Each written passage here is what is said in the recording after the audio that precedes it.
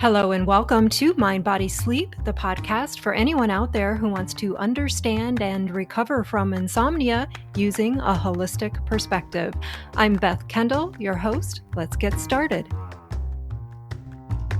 Hello, everyone, and welcome. Today's episode is all about the concept of indifference. But first, I wanted to let you know that as we go into the holiday season, I'm going to be shifting into every other week recordings of the podcast until probably after the 1st of January. So if you're wondering where I am next week, no worries, nothing has gone wrong. I'm just taking a step back to enjoy the holidays and eat leftovers, which hopefully will include pumpkin pie because that's my absolute favorite. But I'm just embracing a slower pace of life during the season.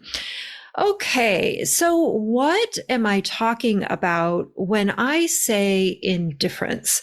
In the context of this episode, I'm talking about cultivating an attitude of indifference towards some of the anxious thoughts and sensations that show up when you're going through insomnia. But before I go deeper into this, I want to mention that building an awareness of how we respond to insomnia, which is a part of my approach, doesn't mean that we use that awareness against ourselves, right? Because insomnia is not your fault. Many of us who develop insomnia tend to be very hard on ourselves. We have high expectations and standards for whatever we do. And oftentimes we can put a lot of pressure on ourselves to respond the right way, or we become hypervigilant of our responses in general. But here's the thing, you can't do it wrong. There is no way you can do any of this wrong. So while I'm going to give you a tool to use in terms of how to respond to what's happening in a helpful way, if you ever find yourself struggling with what to do or how to respond, remember, you can always default to self-compassion. Self-kindness and letting go of pressure will ultimately create more safety in your experience and in the nervous system. And I think that's always a pretty nice place to be anyway. That said, I think there are times where we could use a little guidance on how to deal with the ups and downs of insomnia. And I've found this particular tool to be especially helpful. So that's what I'm going to share with you today. So an example of an indifferent response could be something like, oh, well, whatever, so what? And I really appreciate this tool because it offers an effective way to show your brain that you acknowledge what it's saying, but you're not overly fazed by it, right? You're not taking whatever it's telling you as the unequivocal truth of the situation. Because you know what?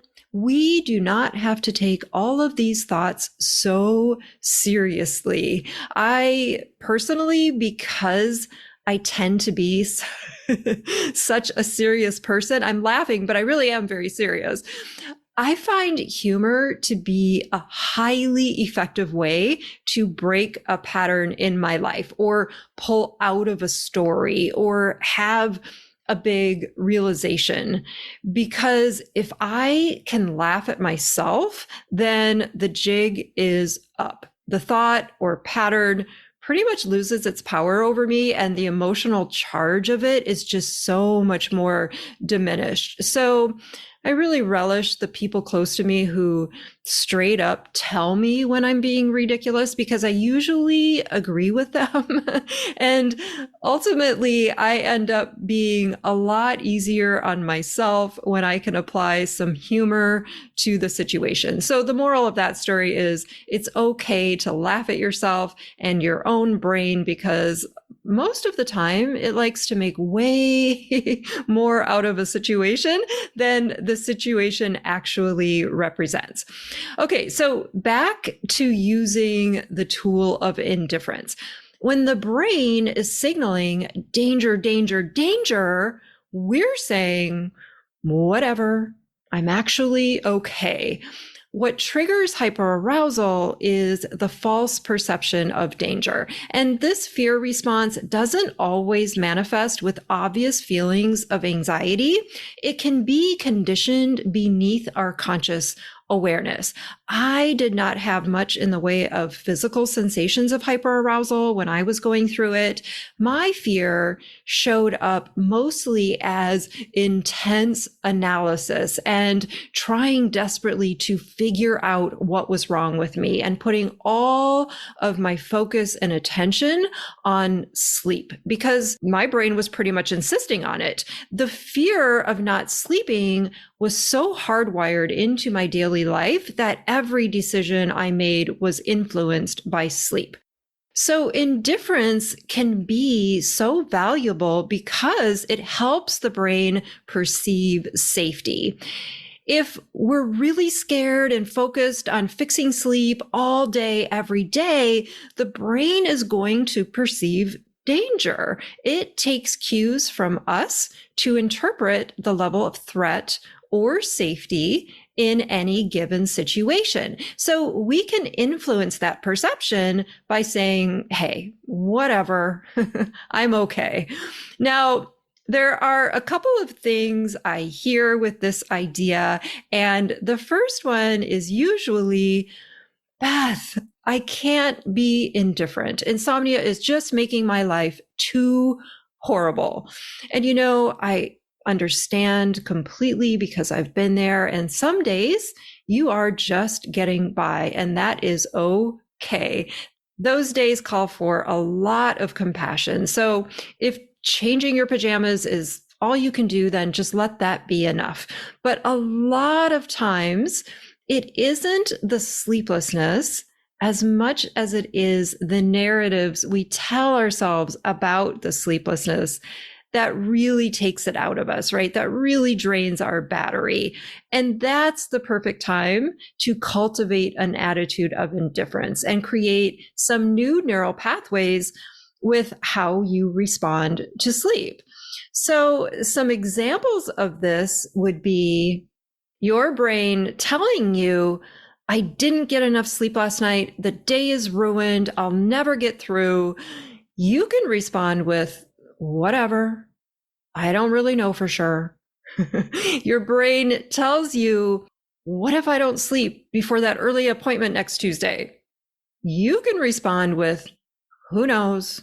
No one can predict their sleep.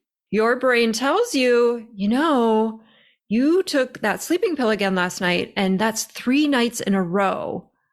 You can respond with, so what? And just get on with your day. Or maybe the I'm so tired thought rolls in.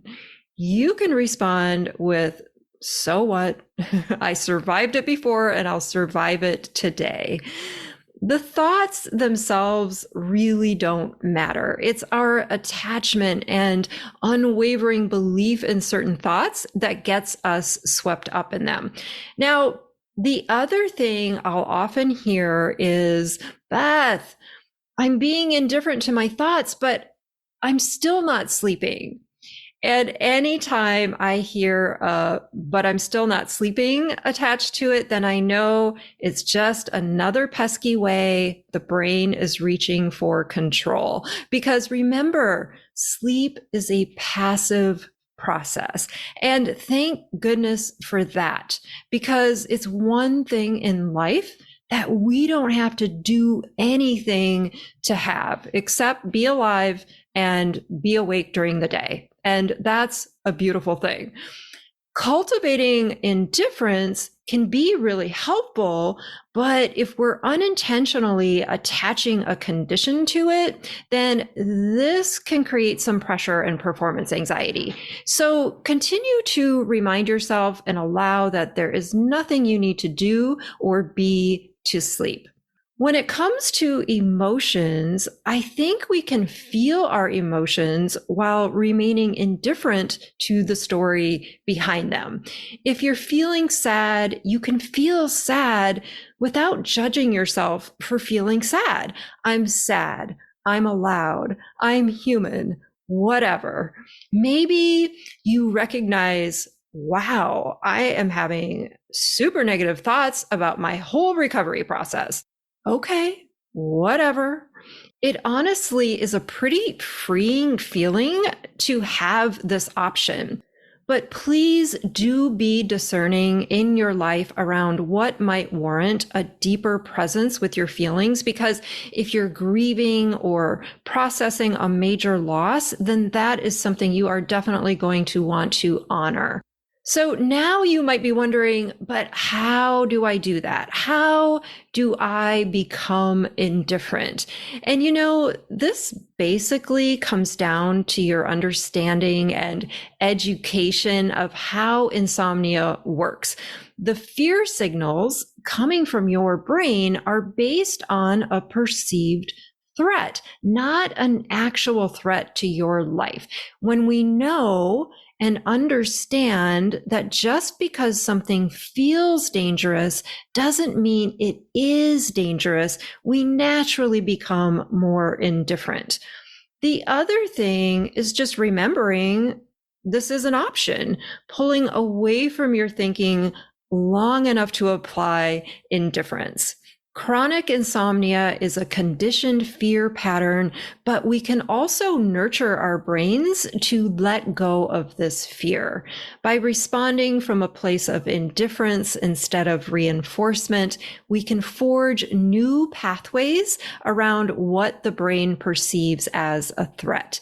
And as those pathways get stronger and you gain more confidence in your own ability to sleep, the old pathways start to die off. And then before you know it, sleep becomes sleep again, just a natural part of life. Thanks for joining me today. I invite you to rate and review the podcast on your favorite platform. That helps me out a lot. This is Mind, Body, Sleep, and I'm Beth Kendall. I'll see you next time. Thanks for being here today. If you love what you heard on today's episode, don't forget to hit the like button and subscribe to the podcast. And if you need more support with your sleep, join me in the Mind, Body, Sleep Mentorship.